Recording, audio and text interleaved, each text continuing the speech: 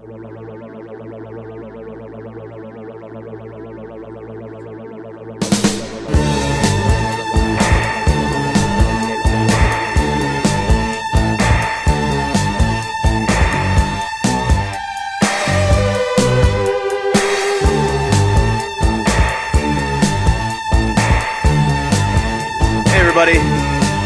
this is Divided We Fall.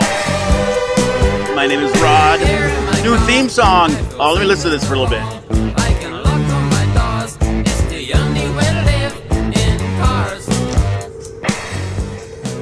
I love me a little bit of Gary Newman, and there really is only a little bit of Gary Newman because Gary Newman only had one hit that I can remember, and it was that one right there.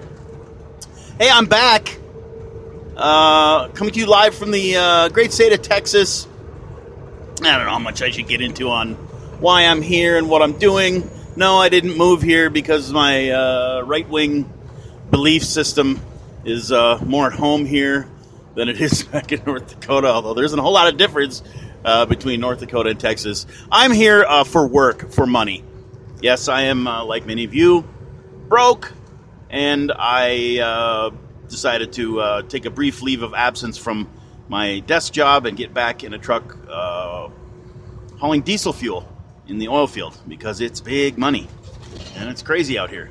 So no wonder they pay good. Why I'm back is pretty simple. I haven't had much time to do the podcast or pay attention to it, and I do miss it. But I listen to the news, and trust me, I don't know what to really do with this podcast because I don't want to sit here and talk about Donald Trump. I don't want to sit here and talk about Elizabeth Warren. I don't want to sit here and kvetch about who wrote the op-ed piece in the Washington Times that supposedly is a Trump administration official who got some kind of shadow government thing going and invoked the 25th Amendment. I don't want to talk about any of that. You want to know why? Because it doesn't matter. It just doesn't matter. I saw a little meme on Facebook the other day. You know what? I did forget one thing. I do have to remember to turn my CB down when I'm doing the podcast. I saw this meme the other day, and if you've seen the movie The Big Lebowski, you'll know exactly what I'm talking about. It's a picture of Jeff Bridges with his signature White Russian in his hand, and it says, who cares? The dude abides, who cares? And it was in reference to the whole Colin Kaepernick thing, which I can't believe we're still talking about it. It's, of course, the kickoff of the NFL today. And I believe one of the last podcasts I did a year and a half ago, people, was about Colin Kaepernick taking a knee. And we're still talking about it. Okay, so where am I going with all this? I only got a few minutes here. I got 15 minutes on Spreaker to get my stuff together. And I might actually purchase a pro plan here now that I'm making some money again. So I can do it for more than 15 minutes. But we'll see. We'll see how this goes. What's the point I'm getting at here with everything I just said? We're so messed up in this country by so many different things that we just lose sight of the big picture. I think that's the biggest problem. I just heard a gentleman on CNN a little bit ago. The guy that actually, Nate Boyer was his name. The guy that was an ex-Navy SEAL and actually talked to Colin Kaepernick when Colin first took his first knee and listened to what he had to say. And that guy said, you know, we really need to lighten up and try and get along more because that's what's missing in this country. Doesn't matter if you're left or if you're right. You got to listen and you got to try to get along and understand it. We're just so polarized and divided. I mean, that's what I started this podcast and named it Divided We Fall, because I believe we're continuing to fall.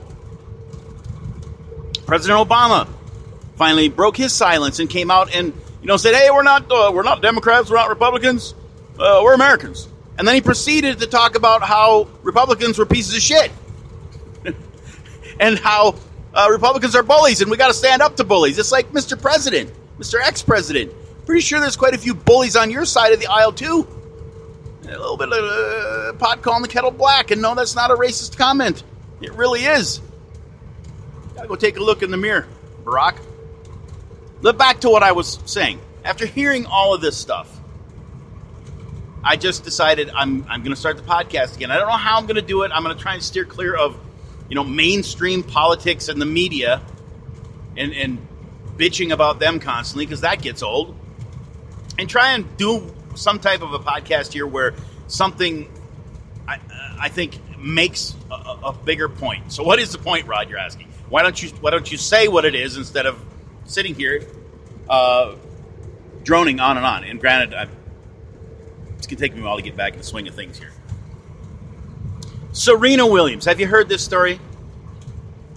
Serena Williams with the big tennis, whatever. Is it Wimbledon? I don't know. Who pays attention to tennis? Not me. And some Asian chick that has dreamed all of her life about, playing against Serena Williams. Serena was her idol. And she wanted to play against her in some match. Some freaking tennis match. I can't believe we're talking about tennis. Tennis and football. It just astounds me how completely disconnected we are from reality in this country. Anyway, Serena got beat by this Asian chick. And during the match, Serena lost her mother freaking mind. Literally went insane in front of everyone. Bitched at the judge, and now he's at the center of this whole topic today. And then she brings up, just listened to an interview, she brings into it, I can't believe he did that to me, meaning he accused her of cheating and getting signals from her coach on the sidelines, which she was. She was. Her coach admitted it.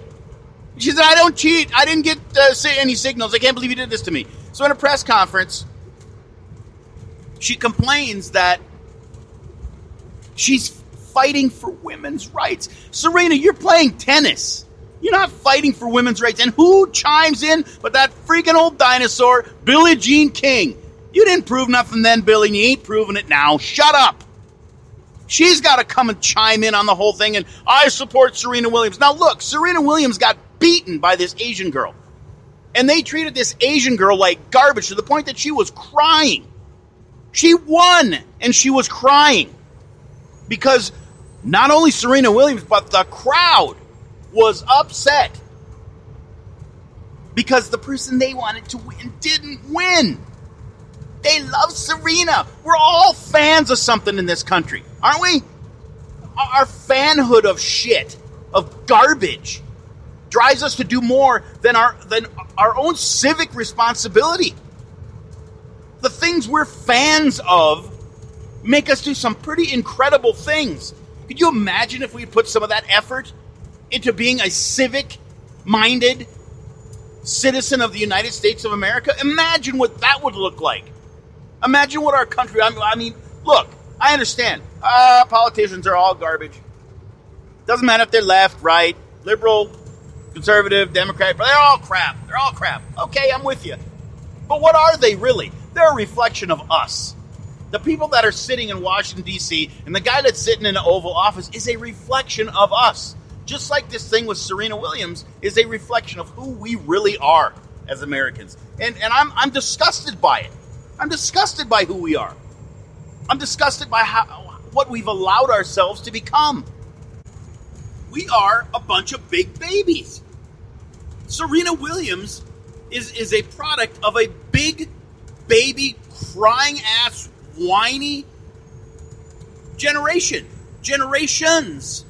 It's not just... Things used to be generational.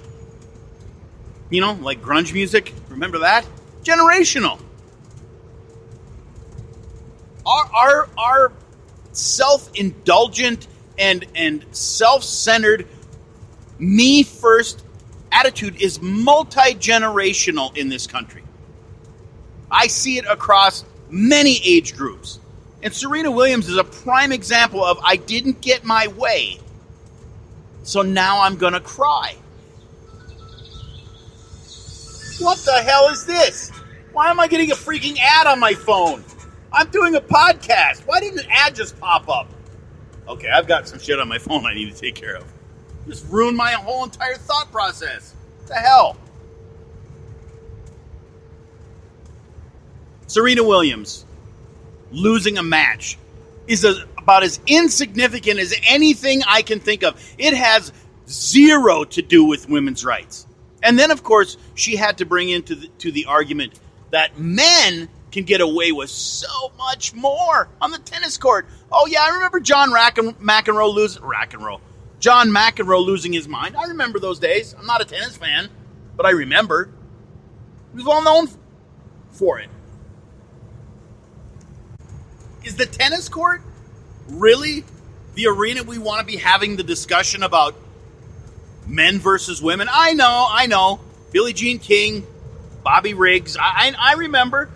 And I think it was just as asinine then as it is right now. Sports is not the place where we should be hashing out our political differences. But apparently in America in 2018, we don't know where else to do it other than in sports arenas and on social media. That's where we do it now. We don't do it in groups. We don't do it amongst each other where you can actually have a conversation, where you cannot hide behind a keyboard or a smartphone. You actually have to face the people that you're conversing with. We've lost it. Completely lost that part of ourselves. Tennis. And this let's look at the poor Asian, I wish I could remember her name. Probably can't pronounce it if I could. Look at the Asian girl who actually won. This is the actual winner. She should be the one that is being focused on. Not Serena Williams, not the judge. None of that. This girl had her dreams dashed by the fans and by a entitled sports star. Why do we constantly put these people up on a pedestal? I'd really like to know that as well. Is it because we can't put our politicians on a pedestal like we used to be able to? Is that it? Look at the people that are held in high regard. Hollywood celebrities and athletes. Like Serena Williams, like Tiger Woods. Another prime example. You gotta wake up, people. These people are not to be held in some high regard. They're not our leaders. We are in such an incredible leadership vacuum in this country that I think we tend to look other places for our leaders. Maybe we should stop being followers. That would be a real good way to start things out. Let's stop following somebody. Let's all be leaders ourselves. We've lost that in this country too. We've lost the ability to be rugged individuals. We've lost the ability to lead ourselves where we need to go, to take responsibility for ourselves. We've lost that. And I think we look to people like Serena Williams to give us value and worth. And that's pretty sad. Because to me, this whole display by Serena Williams tells me she's not worth a whole lot. And I don't value her very, very much. And I certainly don't hold her in high regard. All right.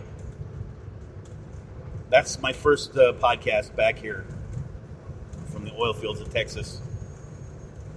I might be back. I might not. I don't know. I would like your input. rodgraphing@gmail.com. I'm trying to think of a better way to get a hold of me. I don't know what that would be. Well, you can search NorthX Show on Twitter. No, don't search it on Twitter. NorthX Show on Facebook. Let's try that. Hit me up there. Send me a friend request. All right. Thank you for listening. Until next time.